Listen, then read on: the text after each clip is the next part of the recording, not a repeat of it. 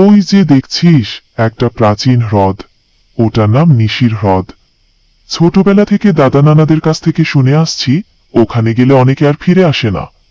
বহু বছর ধরে এরকম অনেকে নিখোঁজ হয়েছে, ওদেরকে আর এসব বলো না। দেখো কেমন ভয় পাচ্ছে ওরা। চলো আমরা বাড়ি যাই, অনেক রাত হয়েছে, এখানে আর থাকাটা ঠিক হবে না।